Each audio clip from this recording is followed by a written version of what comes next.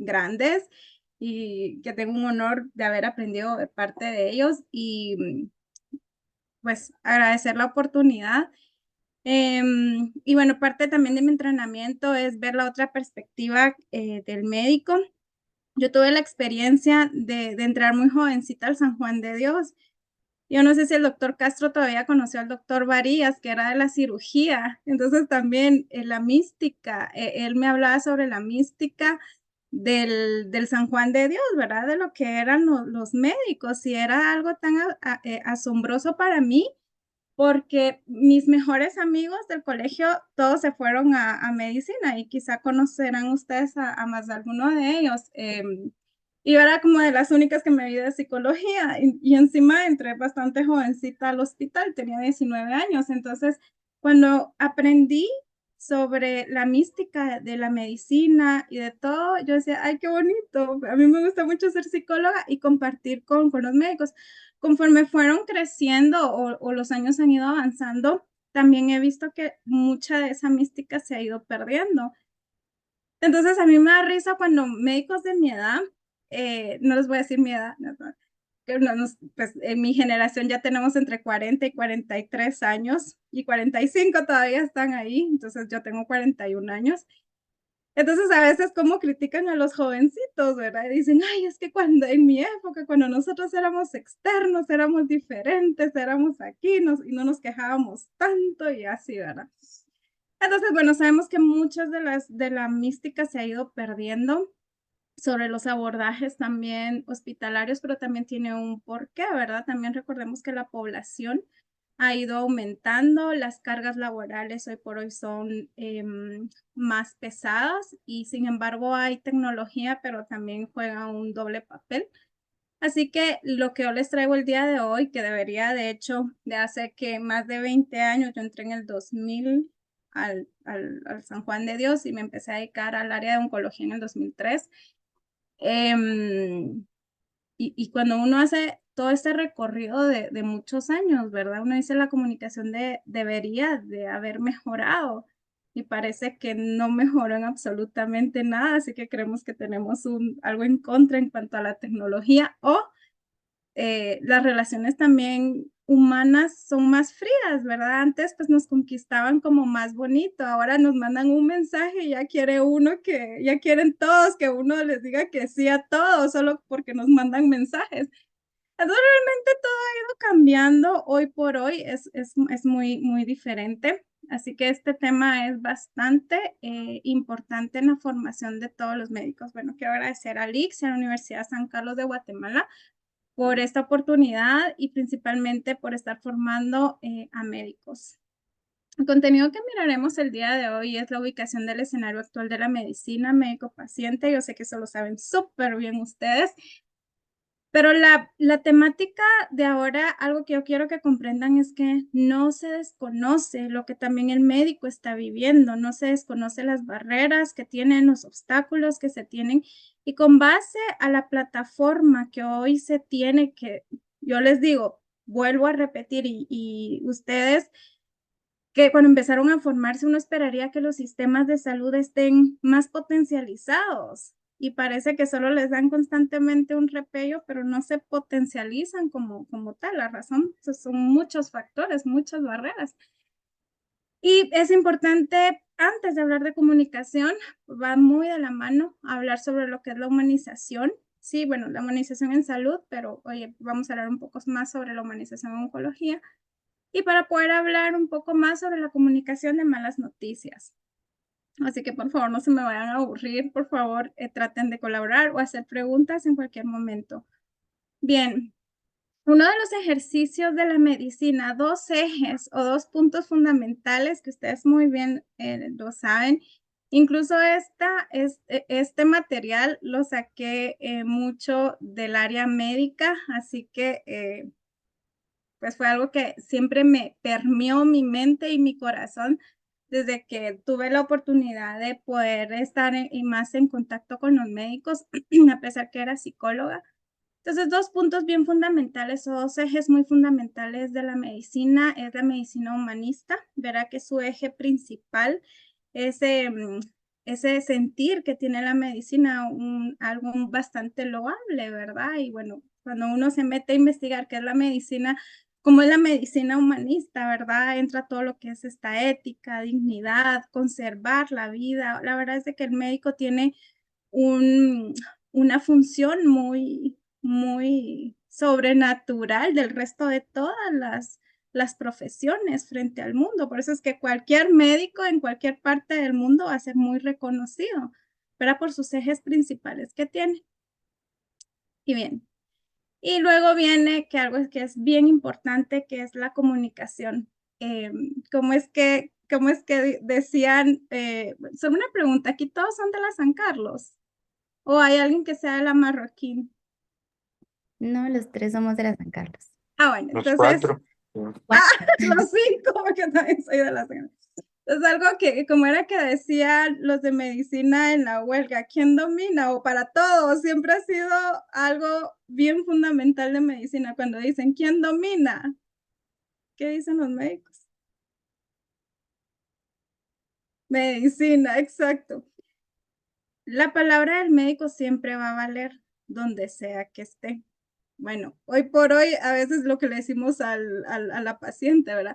No le haga caso a lo que le dice la vecina, hágale caso a lo que le dice el médico, porque pareciera que le están creyendo más y eso es algo que está preocupando hoy en día también, que le están creyendo más a la vecina y están empezando a minimizar lo que dice el médico, ¿verdad?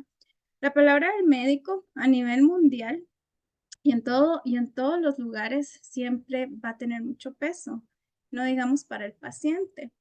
Sí, entonces son dos ejes muy fundamentales cuando hablamos de la medicina o del ejercicio de la medicina. Bien, entonces quiero empezar definiendo qué es la humanización en la atención médica.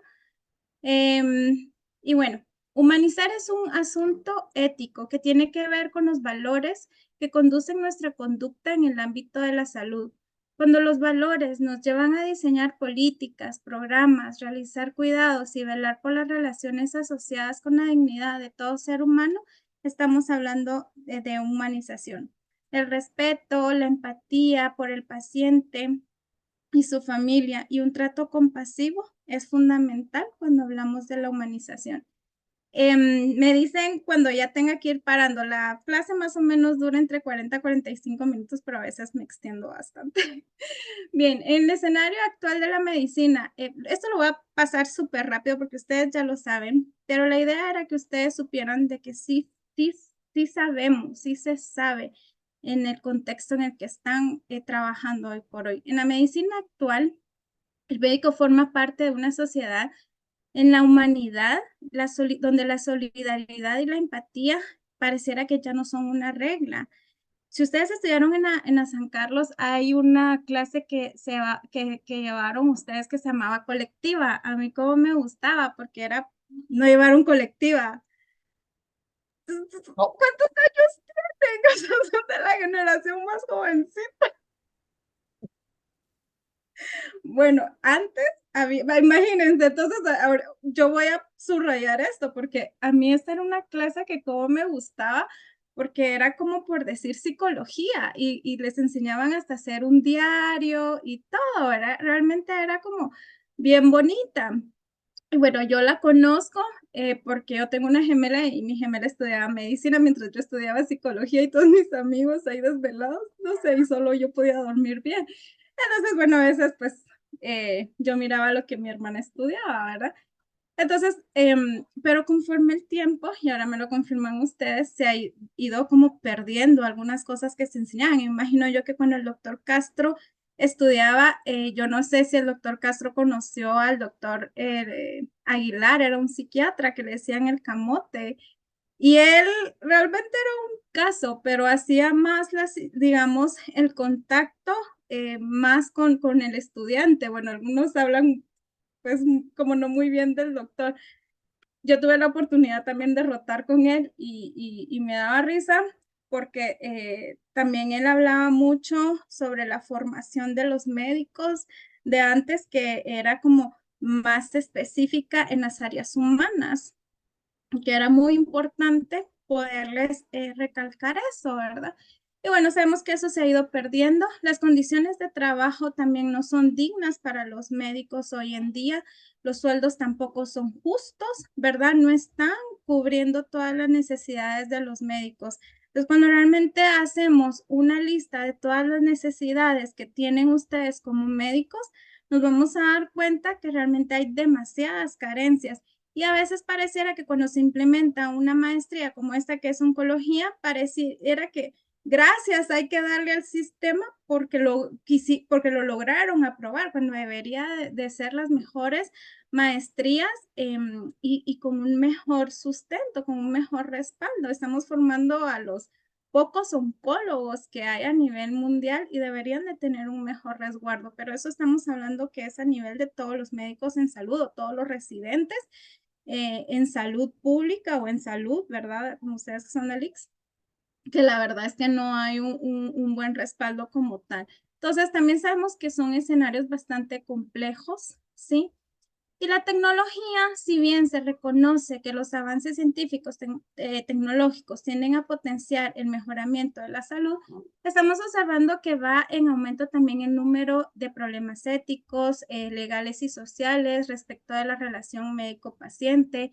También se ha malinterpretado o se han hecho situaciones que ha llevado a veces a parar incluso hasta estudios científicos y bueno, la verdad es de que también tenemos, y como les decía al inicio, ¿verdad? También está estas barreras que podemos llegar a tener con la tecnología.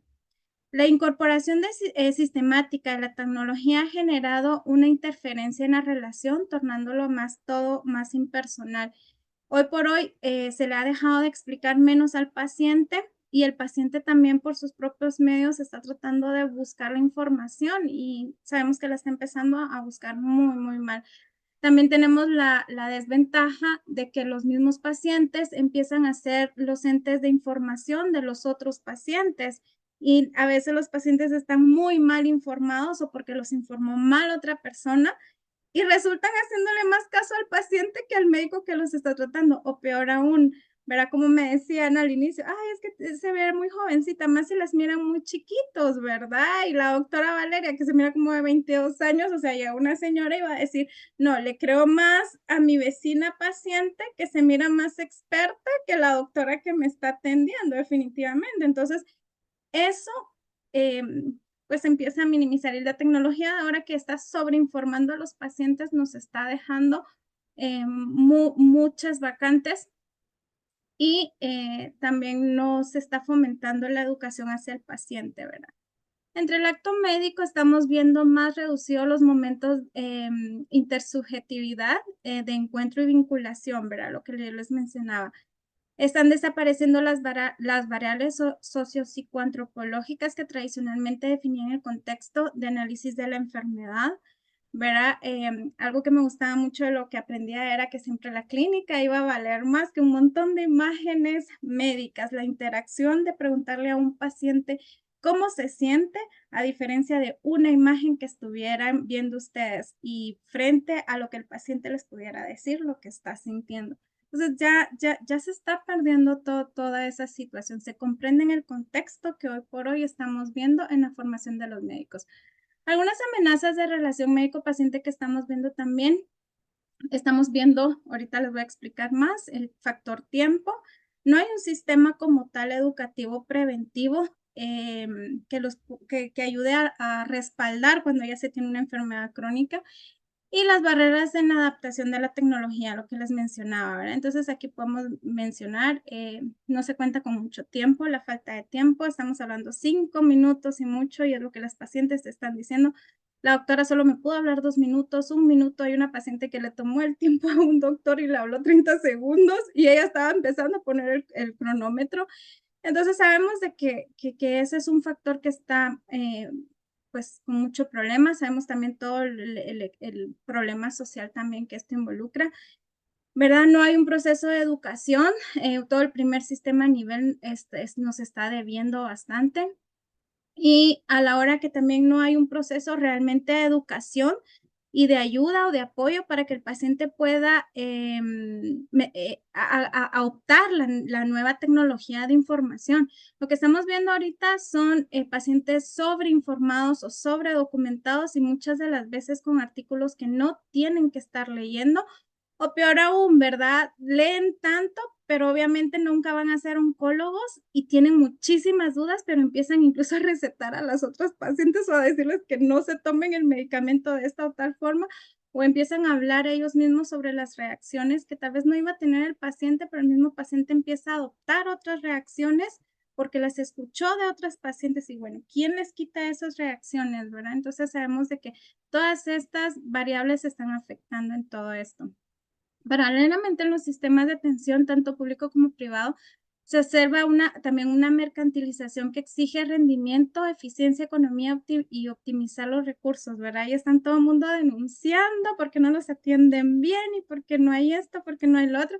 Y que el médico aquí, los procesos legales que son más visibles en el ICS, ¿verdad? Meten amparo para todo y bueno, o sea, están exigiendo frente a un sistema que está bien decadente, ¿verdad? Y eso siempre va a seguir así, ¿verdad? También lo podemos ver en las áreas privadas, ¿verdad? Que hay que, pues, se está exigiendo bastante, sin embargo, bueno, factor económico y todo, son muchas situaciones que hay que ir analizando, pero es algo muy, muy rápido lo que estamos hablando. Y en la elección de profesionales es otro punto que está, que es una amenaza frente a paciente, médico-paciente, que el paciente no tiene la opción, como el derecho que tiene de estar escogiendo a su médico, ¿verdad? Constantemente le van a estar cambiando a su médico y eso no ayuda para nada en la recuperación ni menos en hacer ese vínculo que tanto se necesita para cuando hablamos de comunicación y humanización, que son tan efectivos para el paciente. Entonces, la rotación, de hecho, en las unidades de oncología, se recomiendan cuando ya están instaladas que sea el personal sea fijo, no sea cambiante, ¿verdad? La enfermera tiene que estar entrenada en oncología y es la que está ahí, la psicóloga entrenada en oncología, trabajo social entrenado en oncología, o sea, todos hablan de un mismo idioma, pero los pacientes y los profesionales fijos, ¿verdad? Que tengan su cartera de pacientes, que sepan los pacientes a quién se van a encontrar a la siguiente sesión que tienen y bueno, la verdad es que nos hace falta mucho para podernos coordinar con unidades multidisciplinarias y transdisciplinarias para la atención del paciente, pero se están dando avances, sin embargo, seguimos con muchas deficiencias.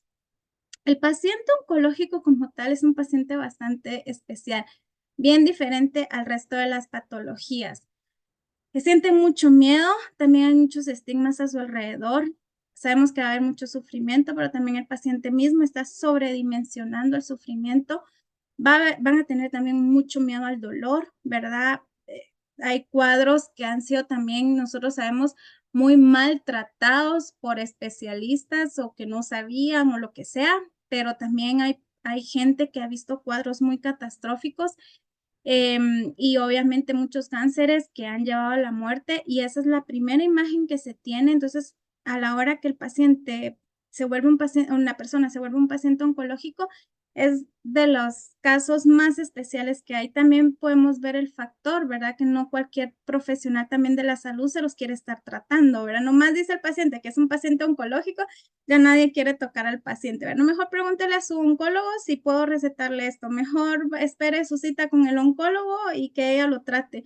Entonces, también sabemos que son todas esas deficiencias y son todos esos escenarios que al médico oncólogo lo tiene en la espalda, lo tiene como un reto y nadie los está ayudando. Eso es una realidad que nadie los va a venir a ayudar, ¿verdad? Entonces tenemos estos estigmas y mitos hoy por hoy todavía seguimos viendo, ¿verdad? Este es un comentario reciente cuando estamos en elecciones y dice, Jimmy Morales, Sandra, 2015 fue elegir entre un cáncer y un SIDA, ¿verdad? Y bueno, todo lo ponen catastrófico. Otro concepto, el capitalismo es el cáncer de la madre tierra. Otro concepto, la inflación es como un cáncer, realmente todo destructivo.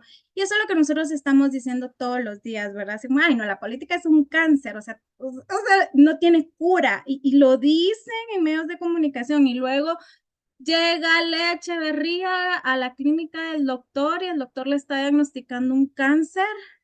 Y acabo de estar escuchando en los medios de comunicación que la política era como el cáncer que nunca se va a curar.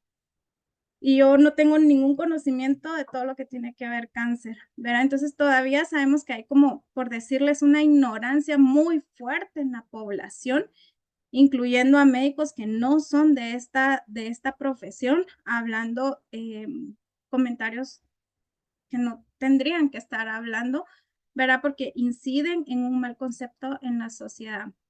Entonces sabemos que estos escenarios son muy complejos para ustedes. Entonces, cuando hablamos de cáncer, algo que tenemos que tomar en cuenta es que va a haber mucho sufrimiento alrededor para el paciente. ¿Y cómo definiríamos al sufrimiento? Es el estado específico de distrés. Recuérdense que nosotros tenemos como seres humanos estrés, eso no lo podemos evitar. Sin embargo, sabemos todo lo que está asociado al estrés y a todas las enfermedades crónicas. Pero algo que siempre tenemos que tomar en cuenta es que no es el estrés como bueno, por decirlo entre comillas, sino que cuando todo se está canalizando mal, se forma todo lo que se llama el estrés negativo, por decirles de un modo, que es el distrés. El distrés es el que es el malo, ¿verdad? El que va a crear un montón de efecto colateral para las personas y principalmente para ustedes los médicos que están en un distrés totalmente diario. Pero entonces, bueno, es el estado específico de distrés que se produce cuando la integridad de las personas se ve amenazada o rota y se mantiene hasta que la amenaza desaparece o la integridad es restaurada o trasciende, ¿verdad? Eh, Algo que es bien importante es que para el paciente es importante minimizar este estrés, este distrés y poder minimizar también el sufrimiento. Algo que quieren ver ustedes como oncólogos siempre es su resultado muy positivo hacia el paciente, ¿verdad? Conocí un médico que le decía al paciente, su éxito es mi éxito, le decía. Entonces la paciente se ponía bien contenta cuando le decía, vamos porque su éxito es mi éxito, ¿verdad? Entonces, a veces quieren que el paciente coma, a veces quieren que el paciente esté en actividades, a veces quieren que el paciente reaccione súper bien al tratamiento, pero no le han quitado lo más importante, que es el miedo, el sufrimiento, la angustia. Y si ustedes logran modificar eso, créanme que el paciente empieza a resolver muy bien emocionalmente. Ustedes lo saben, son médicos, el aspecto emocional tiene mucho que ver y como les digo, los tienen solos frente a todo este escenario, o sea, básicamente están solos. Ustedes son los trabajadores sociales, los psicólogos, los médicos, los oncólogos y todo, ¿verdad? Porque se vuelven los médicos de base de sus mismos pacientes por todas estas cosas que ya estuvimos viendo. Bien, se produce sufrimiento cuando se reúnen dos condiciones y aquí les dejo estos dos puntos claves. Estos son cursos que miren, se han dado hasta desde 8 días, con 3 horas cada uno, hasta seminarios de 3 meses. Y bueno, les traigo una clase resumida en casi 45 minutos y un poco más, ¿verdad? Pero traté de ponerles puntos de que les puedan ayudar y ven cómo dividiríamos este sufrimiento. La persona percibe un estímulo o situación como una amenaza importante para su integridad somática o psicológica. Y dos, se siente impotente, sin control, carente de recursos para hacer frente a dicha amenaza, ¿verdad? Yo me dedico mucho al empoderamiento de pacientes y nosotros decimos algo, un paciente informado es un paciente empoderado y un paciente empoderado es un paciente que tiene voz. Cuando el paciente está debidamente informado, nosotros le apostamos a que el paciente agarre el control de sí mismo, el control de su enfermedad. Entonces eso les va a ayudar mucho a ustedes como médicos, ¿verdad? Y bien, humanización de la salud. Humanizar no puede ser un salpicón de iniciativas buenistas que maquillen los verdaderos problemas de la asistencia sanitaria, sino un compromiso genuinamente ético con la vulnerabilidad humana que genera salud y acompaña en el sufrimiento. Esto lo dijo Bermejo, se los recomiendo. Es un médico en España dedicado a todo lo que es la humanización de la salud, que también he tenido la oportunidad, tuve la oportunidad de estar leyendo material creado por él. ¿Y cómo humanizar a la medicina? Que es otro reto que nosotros tenemos. A través de la enseñanza y el ejemplo, ¿verdad? Sus médicos jefes son el ejemplo. Si hay una mala escuela, se empieza a replicar una mala escuela y después los otros replican la mala escuela y después ustedes se vuelven médicos y jefes, luego docentes y bueno, así es como una cadenita, ¿verdad? Cuando yo miro a alguien que está tratando de rescatar o de implementar nuevas cosas, la verdad es que siempre aprendan esto de sus docentes que siempre le dieron un giro a la medicina que ustedes ya estaban acostumbrados a ver, ¿verdad? Cuando ya se empiezan a implementar otras cosas. Uno de los avances fuertes en Guatemala, ustedes que están en esta maestría, es que se estén entrenando ahorita en oncología. En el San Juan sé que ha sido muy resistente para todo, la razón no la entiendo. Y bueno, realmente no todos tienen una visión más futurista, ¿verdad? Eh, el fortalecimiento de los valores, recuérdense que todo se forma en el hogar, ¿verdad? Si hay buenos valores, si hay una buena ética, hay que realmente impulsarlo mucho cuando ya se están formando como médicos. Y las acciones de profesionales o instituciones asistenciales y formadoras deben de tender a favorecer que la atención humana se caracteriza por esta matizada de valores éticos y morales dentro de los cuales el respeto, la dignidad y el compartir conocimiento ocupa un lugar privilegiado. Hay que dejar de pensar que, que la indiferencia es lo que ahora está de moda y eso está para conquistarse entre los hombres y las mujeres, ¿verdad? Entre más se ignoran, pareciera que más va a funcionar la relación. Y no es así, o sea, la gente debe de cuidarse, todos nos tenemos que cuidar, ¿verdad? Y ahora no sé cómo se enamoran los jóvenes de ahora, pero me da miedo. ¿Verdad? Igual es a la hora del trato con los pacientes, ¿verdad? Es como todo tan impersonal y eso no, eso no.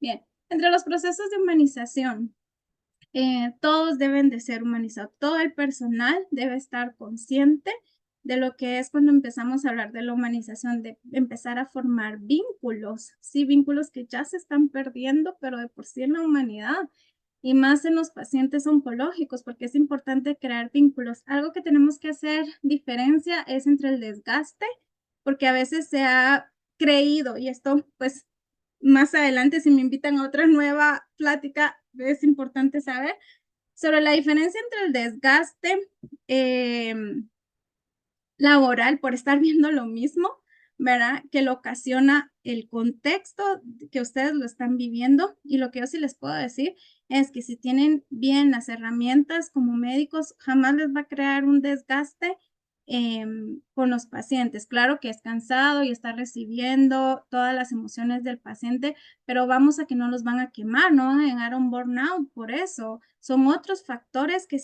que hablamos al inicio muy rápidamente que si se logran fortalecer, va a bajar el burnout perdón, el riesgo de burnout en la población de salud, ¿verdad? A la hora que se dignifiquen los sueldos, todo va a ir mejorando, todo es un todo. Pero el romper vinculaciones no es, porque aunque usted no voltee a ver al paciente, ni siquiera a los ojos, ni siquiera lo quiera escuchar, igual sigue sintiendo el burnout o va a llegar al punto de mucho cansancio, ¿verdad? Entonces eso ya está comprobado que no es la causa. Entonces, pero bueno, algo que es importante, ¿verdad? Es que algo que no cuentan muy bien los hospitales son los equipos multidisciplinarios. Ustedes no tienen que ser los todólogos, ustedes son los médicos oncólogos, ¿sí?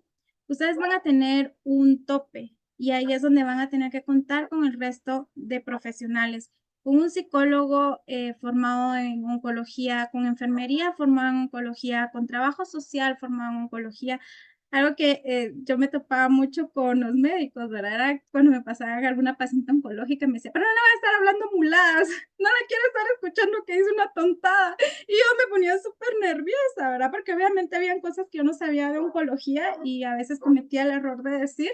Y ahí andaba el doctor regañándome, ¿verdad? Y bueno, me costó años, la verdad, aprender qué decir y qué no decir.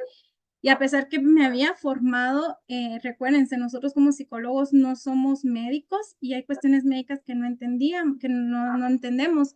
Pero cuando se empieza a formar todo este personal para hablar un mismo idioma, usted como médico no tiene que tener miedo que la psicóloga va a decir una situación que lejos de sentir apoyo lo va a enojar, ¿verdad? Y después va a andar regañando a la paciente y a la psicóloga, y como que no, ¿verdad?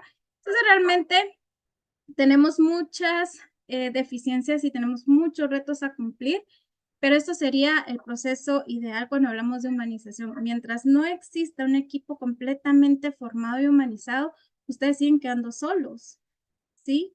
Y siguen teniendo esa barrera. Entonces, cuando les vienen a exigir más humanización al paciente, recuérdense que tienen todos otros retos que no han llenado esas expectativas, ¿verdad? Entonces, se vuelve bien injusto a veces pedir lo que no se les ha dado. Y bueno, esta humanización, pero tienen una herramienta muy poderosa todavía ustedes, ¿sí? Que por eso es que es importante hablar de la comunicación. Entonces, bueno, sabemos de que tienen todo un contexto débil, ¿verdad? Que les permita venir a dar muchas cosas de humanización, pero esta tiene otra herramienta que es la comunicación. La humanización se da a partir de la comunicación y eso sí es un poder suyo, que ni siquiera porque tengan el mundo en la espalda se les puede quitar. La comunicación, la relación interpersonal humanizada, ¿verdad? Estos principios incluyen a todos los profesionales de la salud. Y bueno, ustedes ya hicieron un juramento hipocrático y eso es algo que ustedes empiezan a respaldar y empiezan a hacer honor día con día, ¿verdad? El respeto, una comunicación asertiva y el hecho de no perder la vinculación. No les va a hacer daño tener vínculos. Sí, si tienen a sus novias, a sus esposas, no les va, o novios, o les gusta a alguien, no les va a hacer daño crear un vínculo. Formen el vínculo. Es más, deberían de formar primero el vínculo antes de andar con la persona. No sean novios sin tener un vínculo. Pero ese es otro tema de cuidados al corazón. Así que eso se los dejo para Y bien, la comunicación, la llave para el ejercicio de una medicina humanizada. Entonces ahí tienen ustedes, quizás no tienen los otros factores de apoyo, pero sí tienen la comunicación que va a depender exclusivamente de ustedes. Y como les digo, parte de mi entrenamiento también he tenido la oportunidad de conocer al doctor Mario Bruno, que habla muy bello. Si pueden escuchar las cosas que él habla, la verdad es que es un oncólogo que habla también muy bello, es un oncólogo argentino. Y bien, dos áreas de la comunicación. La persona sana, ¿verdad? Que ahí es donde estábamos hablando, de educación para la adherencia a una buena prevención. Esa es la clave para la prevención de y para la cura de todas las enfermedades. Educación, educación, educación, ¿verdad? Esto para las personas sanas. Pero cuando ya hay una patología en las personas, la comunicación se da desde la etapa inicial, durante la enfermedad avanzada, y esto incluye a pacientes y familia. Por supuesto que es bien desgastante porque ustedes no pueden hacer solos este trabajo.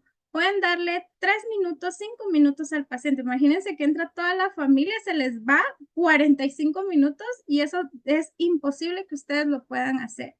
Entonces es ahí, ¿verdad? Donde dice, tienen una sola oportunidad para poder ser con una comunicación completamente asertiva para el paciente, porque no pueden llenar las otras necesidades. Se deben de llenar, sí, y por eso urge que los otros profesionales de la salud se entrenen. Bien, y esto de Gregorio Marañón, que me imagino que ustedes lo leyeron más de alguna vez, y es el instrumento más importante de la medicina, decía él, la silla que nos permite sentarnos al lado del paciente, escucharlo y auscultarlo, ¿verdad? Y eso es algo muy bello, ¿verdad? Muy, muy humano. A veces no vamos a tener las palabras, ni siquiera yo que soy psicóloga, puedo tener a veces las palabras correctas para el paciente, pero ponerle la mano encima, sobarle la espalda, tener un trato amable, poderlo ver de frente, puede decir mucho más que 1000 palabras. A veces no tienen que decir nada, ¿sí? A veces van a dar un mal diagnóstico, bueno, lo tienen que dar, un diagnóstico muy doloroso, pero a veces no tienen que decir nada después, ¿verdad? Nada que los desgaste tampoco a ustedes, solo ser más empáticos, pero bueno, lo vemos ahorita. Comunicación de malas noticias. preguntas delicadas o situaciones imprevistas, pronósticos graves, pronósticos y pronósticos reservados. Bien, estos pequeños tips les dejo el día de hoy, que sé que les van a poder, al menos una pincelada de poderlos apoyar. Entonces, antes de continuar, quiero que hagamos esta reflexión. Y uno, intenten recordar cómo se han sentido cuando recibieron la peor noticia de sus vidas. La peor. Recuerden ese momento más horrible de sus vidas, ¿sí? Intente recordar qué cosas le ayudaron a enfrentar mejor el impacto de esa noticia. Sí, para nadie es fácil, nunca en la vida. Y tres, ¿cómo le hubiese gustado que le hubieran dado la noticia? Sí, siempre recuerden esas 3 palabras antes de que ustedes les toque dar esa noticia. ¿Por qué? Yo como psicóloga formada en oncología, nunca voy a darle la noticia por primera vez al paciente. Así que a mí no me toca llevarme toda esa energía muy catastrófica del paciente, es a ustedes. Sí, y ustedes tienen, si me quedo trabada, me avisan. Y ustedes tienen ese reto. Sí, porque van a ser siempre los primeros en llevarse todas esas emociones de un paciente y no es nada fácil.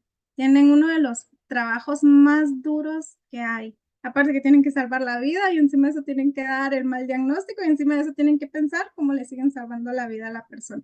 Y encima de eso le tienen que dar paz, ¿sí? Eso es un reto, entonces no es nada fácil. Bien, comunicar mal, pero aquí viene como una herramienta de ustedes para hacer su trabajo un poco más sencillo. La comunicación siempre va a ser su herramienta para hacer más fácil el trabajo de ustedes. Comunicar malas noticias es importante porque la mayoría de la gente lo quiere saber, sí, y tiene también es un derecho de saber. Fortalece la relación entre profesional de la salud y paciente, siempre. Y permite a los pacientes y a sus familias a planificar antes de hacer frente a la situación. Bien, un protocolo que les dejo, EPIs o SPICES, de malas noticias de Bookman. Verá, este protocolo de 6 pasos es una herramienta muy útil a conocer que les puede servir bastante a ustedes para minimizar tanto ese impacto de desgaste, sí, pero toda vez ustedes tengan herramientas, no tendría por qué desgastarse, digamos, de caer en burnout. Por supuesto que se van a sentir cansados, como yo que soy psicóloga, estar escuchando a la gente todos los días. Hay veces que yo a mis amigos no los quiero escuchar, a mí son las que me escuchan, yo a ellos no los escucho, qué aburrido les digo, no quiero escuchar más gente, ¿sí? Entonces es bastante para todos, pero no nos queman, al contrario, nos gusta lo que hacemos. Bien, entonces son estos pasos.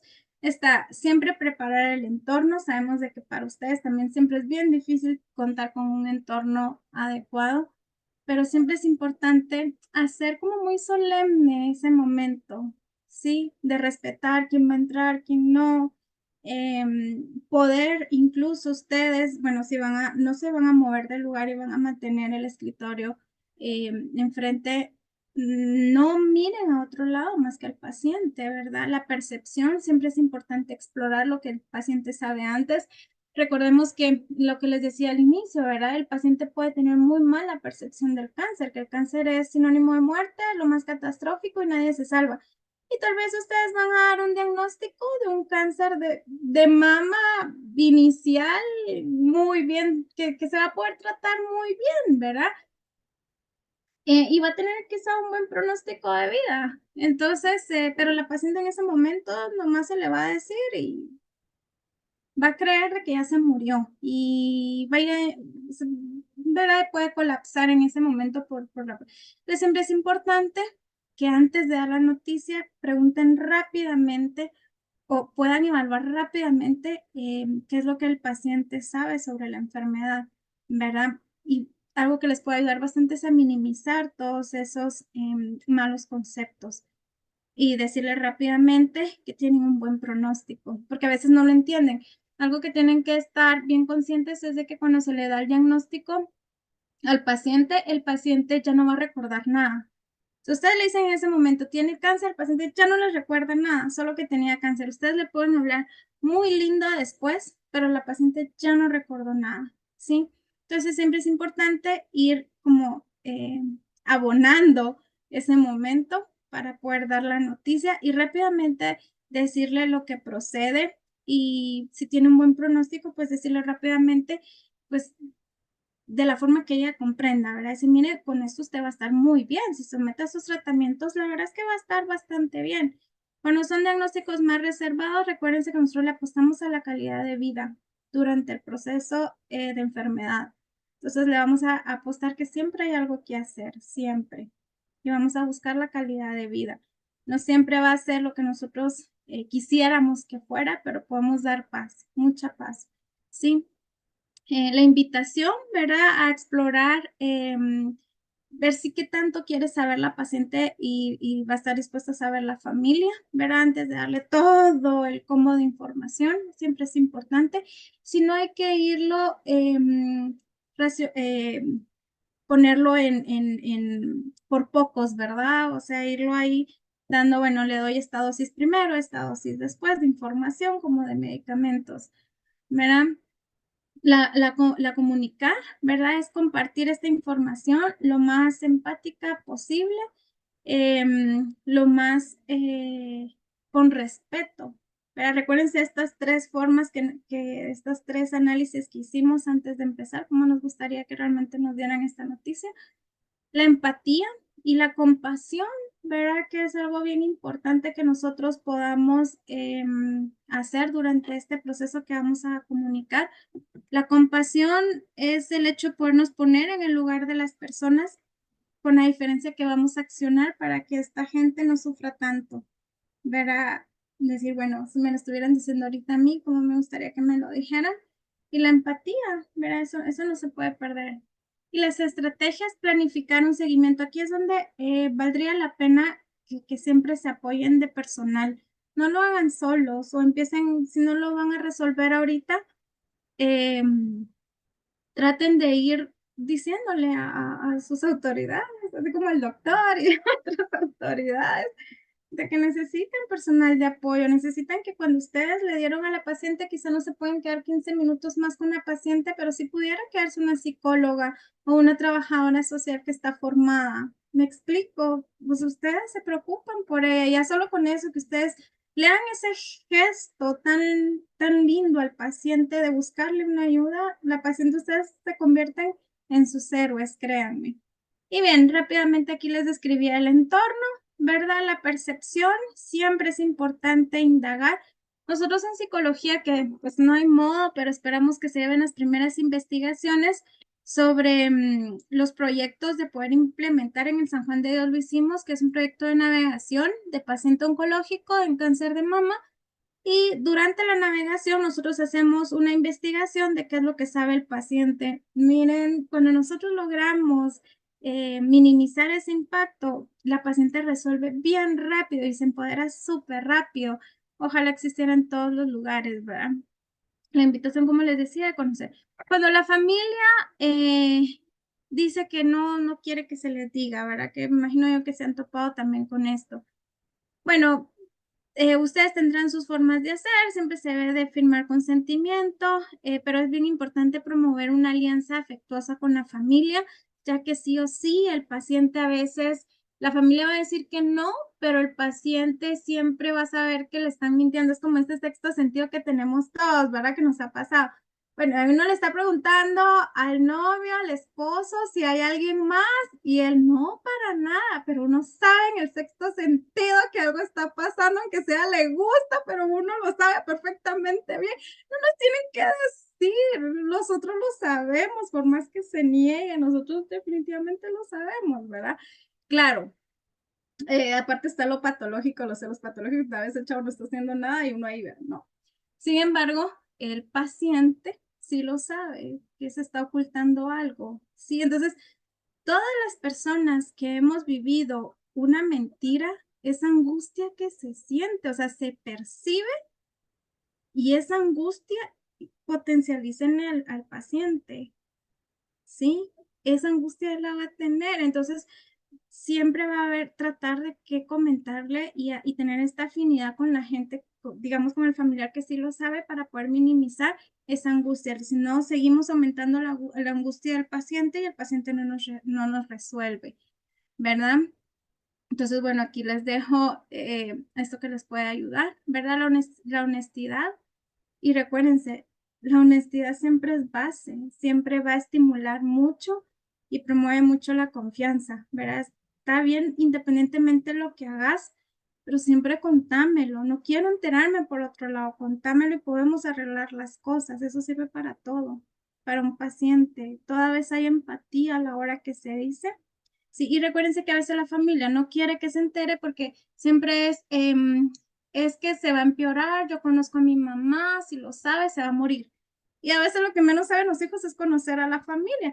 Pero como ustedes no tienen todo este tiempo, por favor, apóyense de otros profesionales que los pueden ayudar y ya déjenle esa responsabilidad a los otros profesionales. Si sigue dependiendo de ustedes, pues hagan este vínculo un poco más amable, sí, pero y siempre reforzarle a la familia que la honestidad siempre es la base para todo. Por muy malo que nos vayan a decir, es lo mejor, ¿verdad? Usted siempre es importante preguntarles a la familia, ¿por qué no preguntar a qué de lo que le puede decir tienes miedo? ¿Cuáles son tus experiencias previas de lo que has pasado? ¿Por qué no crees que la otra persona lo sepa? ¿Existe algún contexto personal, cultural o religioso que no quieras que le digamos? Sí, a veces solo son puras mala información. Ustedes se educan y rapidísimo la familia se abre. Sí, bueno, comunicar. Ah, Comparte la información, ¿sí? disculpe que le interrumpa. Una pregunta con ese tema que estaba hablando en su diapositiva previa sobre que a veces la familia dice no le hay que decirle al paciente. No, o sea, totalmente, por ejemplo, yo sí me he enfrentado a eso y mi respuesta siempre es al principio no, o sea, si de por sí, por ejemplo, hay que darle tratamiento al paciente, yo no le puedo dar un tratamiento al paciente si el paciente ni siquiera sabe su diagnóstico. Al final tengo que tener el consentimiento de la persona para poder iniciar un tratamiento oncológico, ¿verdad?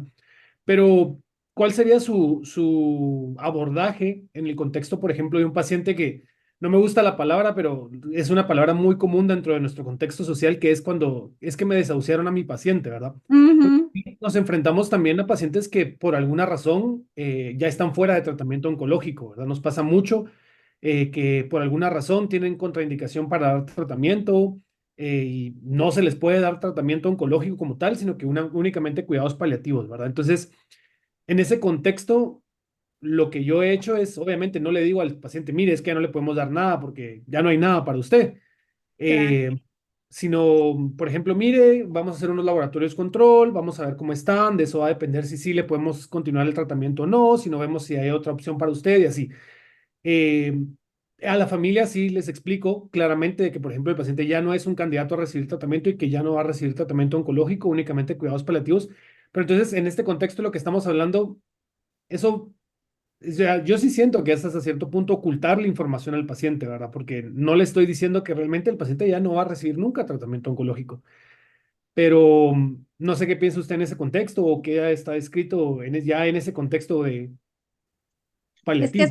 es con la palabra que lo dice. Por ejemplo, ya no va a recibir tratamiento oncológico, vamos a pasar a cuidado paliativo.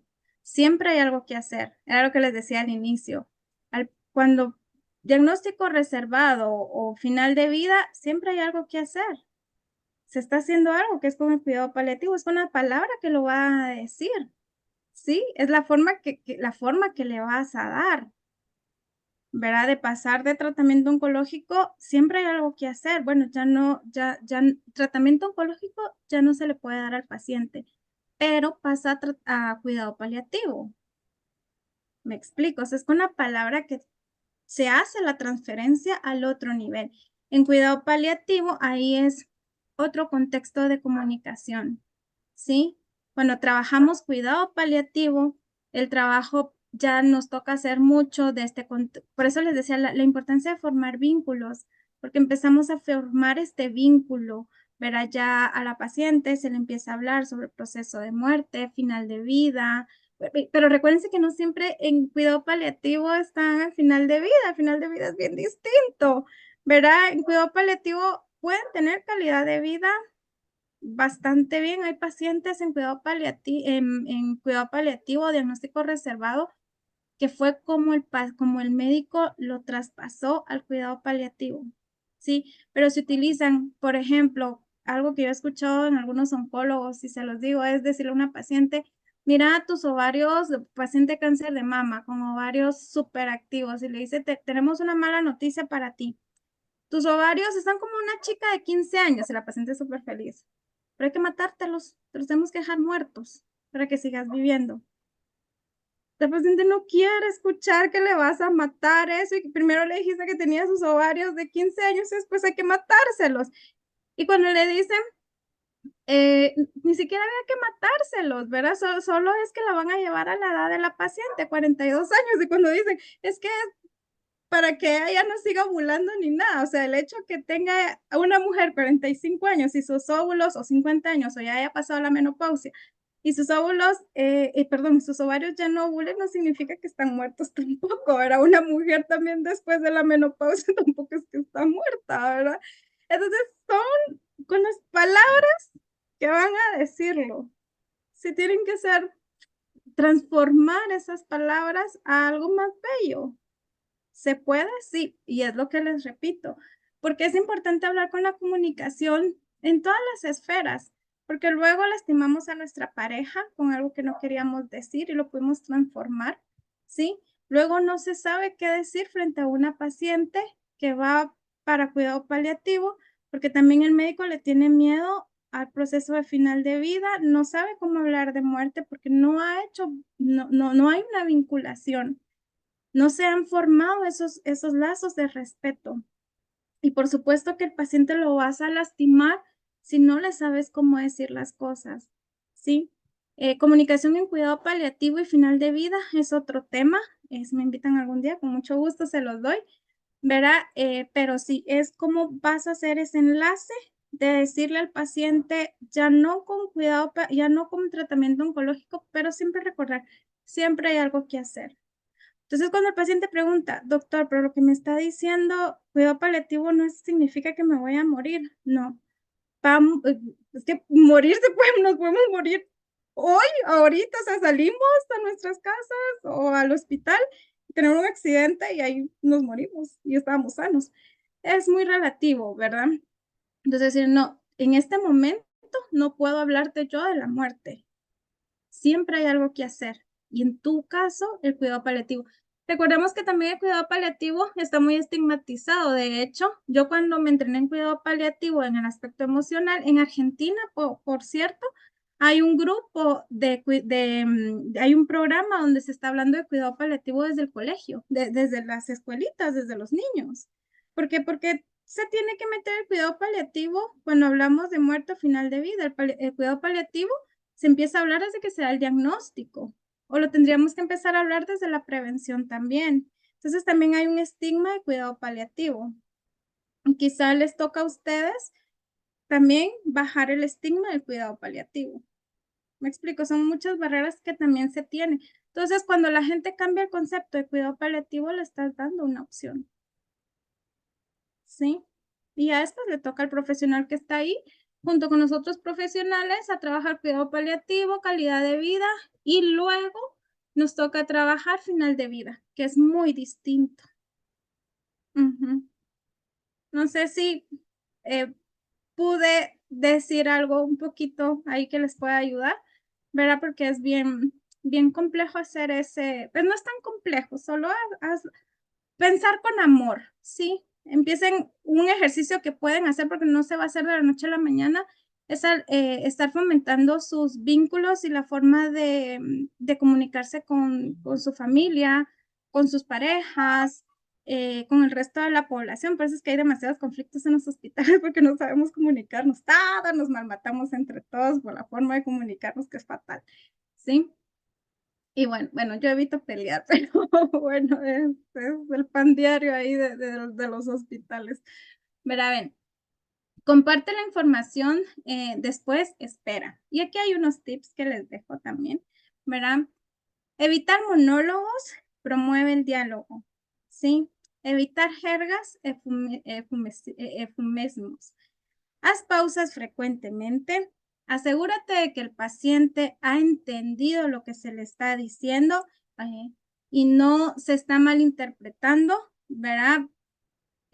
Tal vez le dijeron cuidado paliativo y el paciente entendió final de vida, o ahorita me está diciendo que estoy desahuciado. Y es que si se manda a un paciente a cuidado paliativo porque ya no hay un tratamiento oncológico, empecemos a evitar la palabra, o sea, significa que ya no hay nada que hacer, estoy desahuciado, me voy a morir. Siempre hay algo que hacer, siempre. Por eso existen los cuidados paliativos y por eso existe el programa de final de vida. Siempre hay algo que hacer.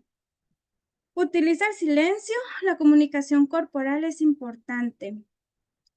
No siempre tienen que decir nada, pero no es lo mismo que alguien se acerque, le agarre la mano al paciente o tenga ese permiso, ¿verdad? De un acercamiento a que le dé la noticia y se voltee a ver a la computadora o lo que sea, le diga, bueno, mire, tengo que pasar al siguiente paciente, adiós. Sí, lo deja ya a su suerte, ¿verdad? A veces un minuto con un lenguaje corporal asertivo puede lograr que mejor que 1000 palabras. Entonces también ni se desgastan ustedes y solo están siendo respetuosos frente al momento muy incómodo del paciente, ¿verdad? No minimizar la severidad de la situación. A veces también no han entendido muy bien y si lo comprendieron, recuérdense que es algo muy impactante que le digan a uno, no tenés mucho tiempo y tal vez estábamos empezando lo mejor de nuestras vidas, ¿verdad? No importa la edad, no importa si se tiene 80 años, no va a ser fácil para nadie. Evitar el lenguaje vago, confuso, eso no es bueno si no saben cómo decir, como decían ahorita, ¿verdad? ¿Y cómo le digo si me está haciendo tantas preguntas y no puedo evitar decirle la verdad? El médico, como les vuelvo a repetir, hagan este autoanálisis de cómo se hablan entre ustedes. Yo siempre les digo, los médicos de verdad para formar vínculos personales, de veras que son bien toscos, ¿verdad? Y las mujeres médicos por eso lo resienten, ¿sí? Y por eso cuesta que los entiendan otras profesiones o otras personas, ¿verdad? Entonces empiecen a entrenarse en este vínculo y van a ver cómo empiezan a mejorar desde sus relaciones.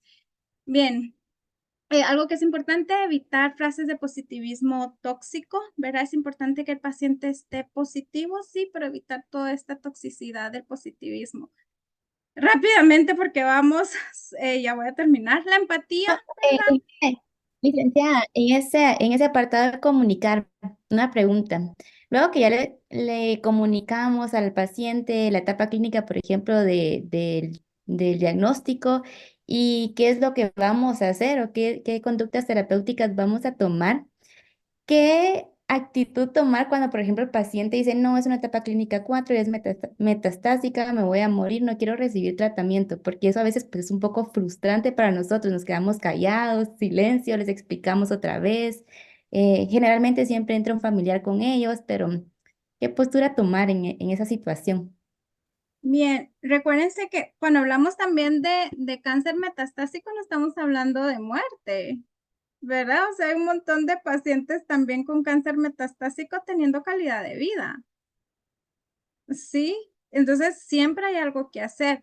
Lo que hay que ir desmitificando, como les digo, miren, ustedes le pueden decir a una paciente con cáncer de mama súper temprano, ¿verdad? Y va a tener un buen pronóstico, 55 años, va a tener un buen pronóstico de vida, pero le dicen a esa mujer que tiene cáncer, ¿cómo lo va a interpretar ella? Y ya se murió, o sea, se va a alterar. Ahora imagínense decirle a la población, bueno, no solo no tiene cáncer, es metástasis. No, ahí la paciente en automático ya tiene el peor escenario del planeta. Por eso les decía, creo que aquí, ¿verdad? Aquí. Que antes que den la noticia, primero exploren.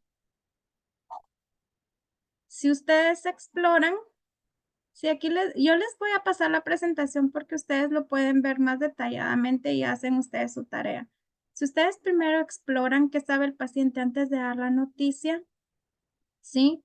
Y ven que el paciente tiene un mal concepto de todo, traten de explicar primero. Paciente con cáncer metastásico, qué puede hacer y qué no. Entonces, háblenle siempre de lo que va a poder hacer, qué limitantes va a tener, ¿verdad? El paciente va a tener que comer bien también. Hay pacientes que pueden hacer ejercicio, de hecho les va a caer bien hacer el ejercicio, ¿verdad? Y van buscando la calidad de vida. Entonces, si ustedes le hablan a un paciente o le dicen, durante la metástasis puede llegar a tener calidad de vida, porque le estamos apuntando a la calidad de vida dentro de la metástasis. Tener un final de vida con dignidad, tener todo el cuidado paliativo. Ese es el trabajo del cuidado paliativo. ¿Verdad? Si tenemos esos retos todavía es porque tenemos que ir impulsando, porque el paciente también se tiene que comprometer a exigir lo que puede tener. ¿Se puede tener calidad de vida durante un cáncer metastásico? Sí. Hay gente viviendo con cáncer metastásico, ¿verdad? Y viviendo, la verdad es que con calidad de vida. De hecho, la última persona que tuve yo fue una de mis mejores amigas, cáncer de mama, hizo metástasis columna, metástasis de cadera, fue paciente del IX, precisamente el doctor Luis, y ella hacía spinning. Sí, o sea, la verdad es de que diagnóstico reservado y vivió 8 o 9 años.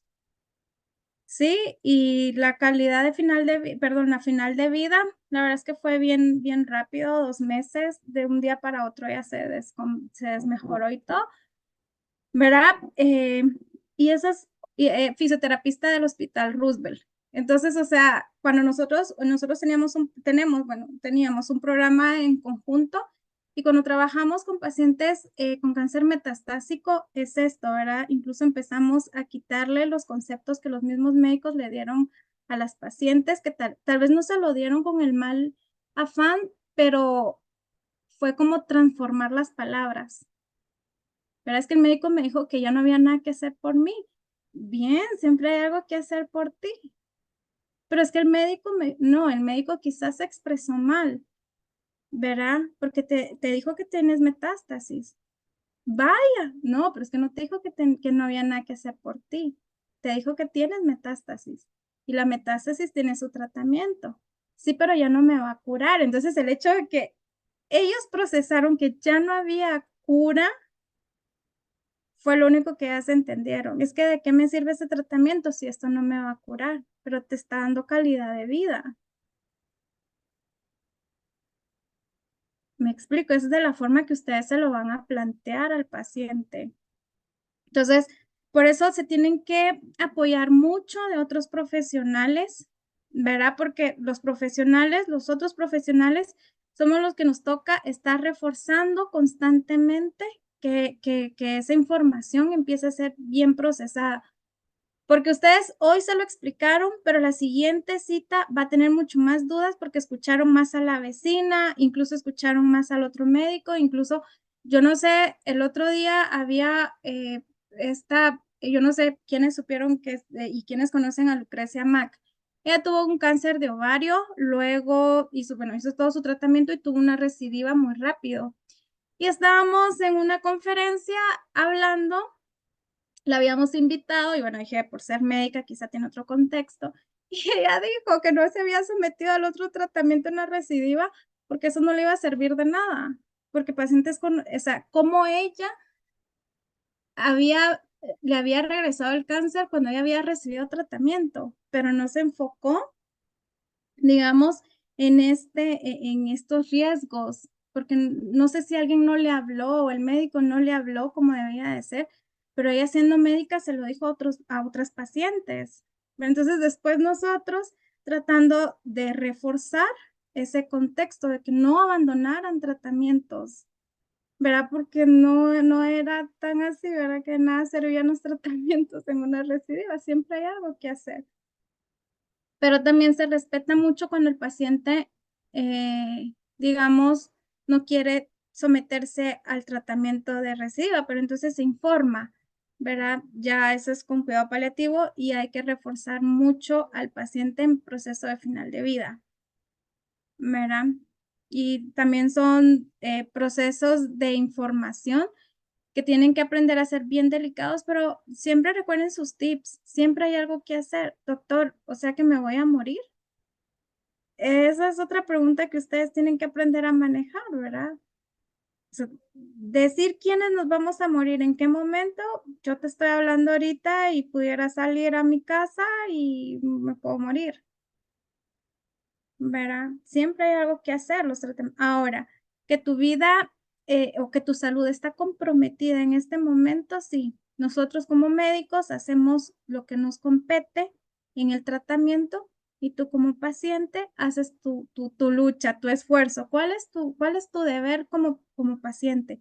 Tienes que comer bien, tienes que hacer ejercicios, tienes que tener una actividad que te llame la atención, tienes que tratar de redireccionar tus pensamientos. O sea, me explico. Empiezan a dividirse las tareas, tú como médico y él como paciente.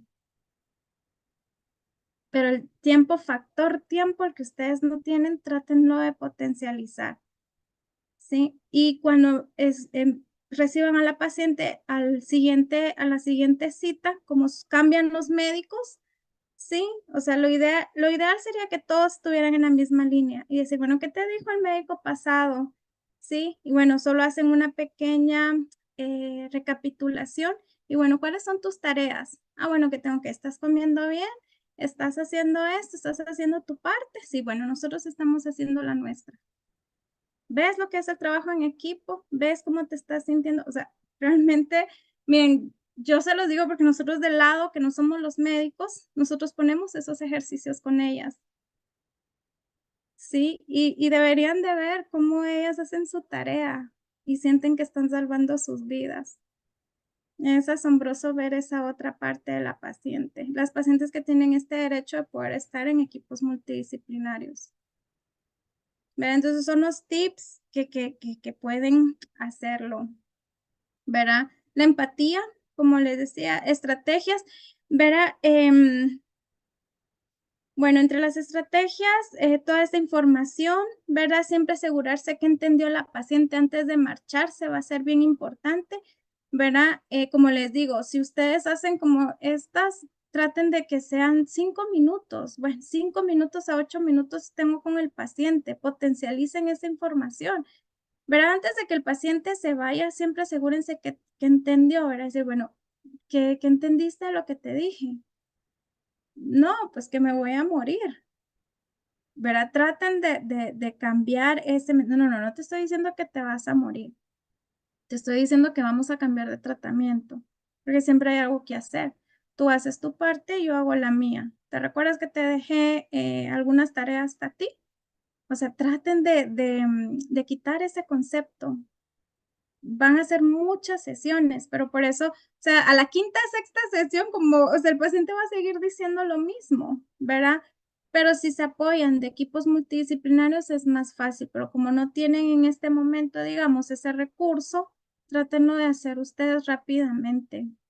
Traten de estarlo apoyando y el apoyo en casa, ¿verdad? Cuando son estos pacientes, siempre es importante que se lo expliquen más a la familia, porque la familia es la que es como el soporte de ustedes adentro del hogar.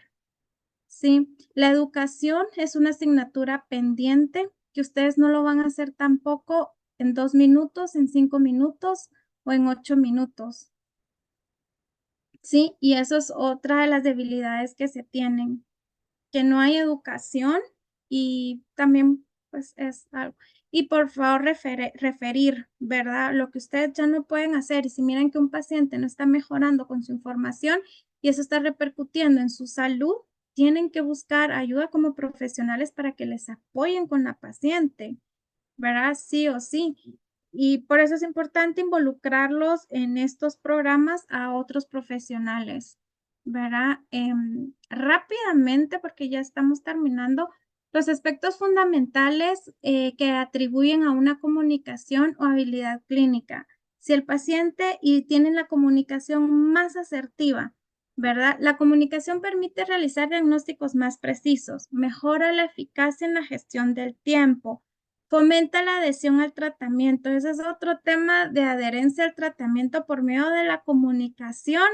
Miren, o sea, por eso les digo, esos son seminarios en los que yo he participado como docente y cada ítem tiene todo un proceso de información Si ustedes supieran lo que es la comunicación del médico hacia con el paciente, se evitarían un montón de problemas, minimizarían un montón de conflictos. De la forma como el médico le diga al paciente sobre el tratamiento va a depender si el paciente se adhiere al tratamiento con más facilidad o no. Pónganselo bonito. Hagan el ejercicio de decir cosas lindas a las personas. ¿Verdad? Al novio, al hermano, a la mamá, a la novia. O sea, pónganse esa tarea, de verdad. Una buena relación entre médico-paciente es en sí misma terapéutica, genera expectativas positivas e influye en los resultados clínicos. Aumenta la influencia para introducir cambios de hábitos en la vida de los pacientes. Recuerden que ese es otro tema de cambio de hábitos alimenticios, hábitos de vida para mejorar el estilo de vida. Pacientes que nunca han hecho ejercicio, pero tienen que mandarlos a hacer ejercicio para que haya una mejor evolución. No va a ser fácil, pero por eso pónganles tareas. Que el paciente vea que usted es parte de su vida y parte de un equipo para salir todos adelante, ¿verdad? Disminuye el número de demandas en su contra, ¿verdad? No están ahí, que bueno, en lo privado es esta vez más complejo. Reduce síntomas de un modo significativo, la forma de lo que el médico le diga, no la empapen de tantos efectos colaterales, sí infórmenle, ¿verdad? Pero sepan informar, como que estuvieran educando, ¿verdad? No todos los síntomas los va a vivir, cada cuerpo es distinto. Tengan algo que ayuda mucho, incluso me ayuda a mí, siempre es tenerle reglas básicas al paciente y siempre se las repito, no todos los cánceres son iguales, los cuerpos no son iguales, usted va a reaccionar distinta a su compañera que está en la banca con usted, no le escuche todos los síntomas a su compañera porque a usted se le van a pegar los síntomas y bueno, verá, eso es bien importante, ¿verdad? Y a mayor información, el paciente está más empoderado. La verdad es que aprende a tener control de su propia enfermedad. Aumenta el grado de satisfacción tanto del profesional como de los pacientes y la familia. Disminuye el burnout en los profesionales, y era lo que les decía. Y mejora el clima social del equipo y su efectividad, ¿verdad? A mejor comunicación y comunicación con palabras no hirientes, aunque no, el hecho de decir es que no quise decir esto, pero lo dijiste. Pongámosle atención a eso. ¿Qué palabras tengo que usar para que esto no se vea mal lo que es mal? ¿Verdad? Algo que se ha perdido es esta sensibilidad emocional, que es algo que hay que rescatar. Y esto ya casi que por último, les dejo esto. El médico es el primer medicamento y su palabra el tratamiento más eficaz. Espero que lo hayan escuchado, también dicho por un médico, ¿verdad? Pues parafraseando y estructurándolo así, eso es algo que a mí me impactó muchísimo cuando lo vi y cuando lo pongo en práctica con las pacientes. Ustedes, para las pacientes, determinan el futuro de su resolución como paciente, ya sea si va a sanar o si va a ser un proceso de final de vida. Igual van a ser parte de que si ella lo va a vivir en paz o no, conforme se lo vayan diciendo. Y bueno, recomendaciones: trabajar en equipos multidisciplinarios y transdisciplinarios, personal de apoyo altamente adiestrado en oncología, eso lo necesitan, referencias oportunas, educación e información, que es la base, y como modo de conclusión, necesitamos tratos más justos, compasivos y dignos, que permitan hospitales más amables para contribuir a la calidad de vida de los pacientes oncológicos. Recuérdense que empezamos siempre los escenarios que ustedes viven, necesitan también tratos más justos, compasivos. Y bien,